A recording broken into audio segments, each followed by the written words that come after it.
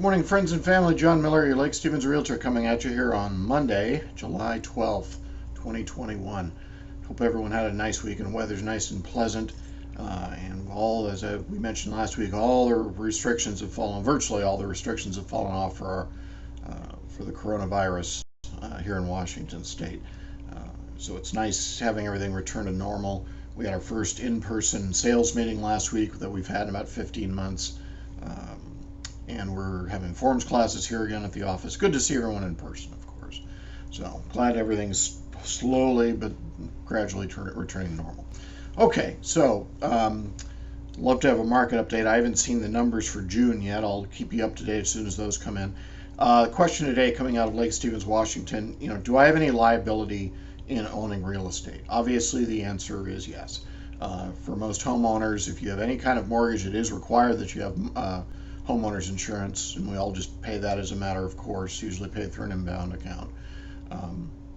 As for how much coverage you have, that's really between you and your insurance carrier, and most of it's just pretty standard stuff.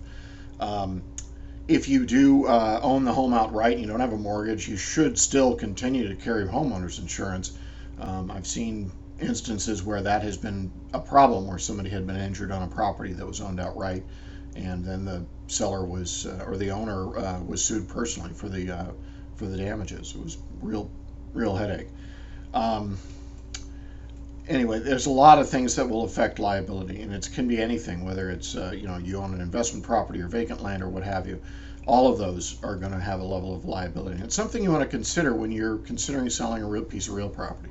There's nothing inherently wrong with owning real property for an investment purpose, watching the value appreciate. There's nothing inherently wrong with that. However, if it's simply something that you have to weigh it against the level of liability. If you have a piece of vacant land, in fact, I know of one out here in Snohomish that it's generating a level of income. It has a cell phone tower on it, but it is requiring his upkeep and quite a bit of there is quite a bit of liability. People dump things on properties. I had that happen in a property in Arlington where somebody came and dumped a bunch of construction materials, obviously just trying to avoid dump fees, and ended up costing the owner a few $1,000s to pay to have it removed because we were in contract. Real pain in the butt.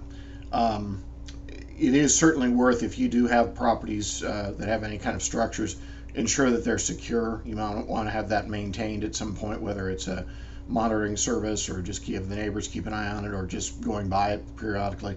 Make sure no one's broken in, make sure no one's stolen the copper and all the appliances, or squatters. That's a real big problem that we're going to be seeing here over the next 6 months, of course.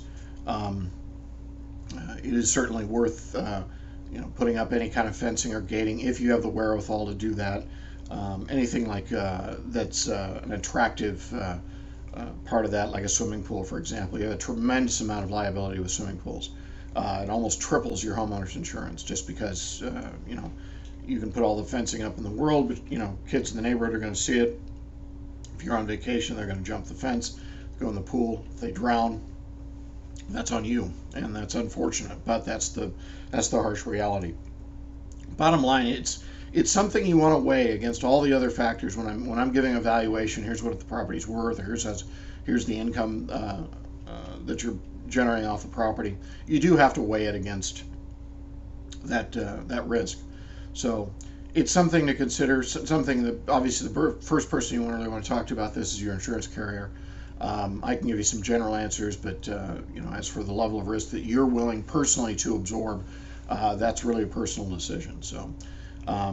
But it is a factor. So, interest rates on a 30-year fixed, 2.90%. It's dropped a little bit. We're still waiting to kind of see everything kind of bubble up here. It's going to have to here over the next few months. We just no other way around. Our interest rate, our inflation is starting to really creep up.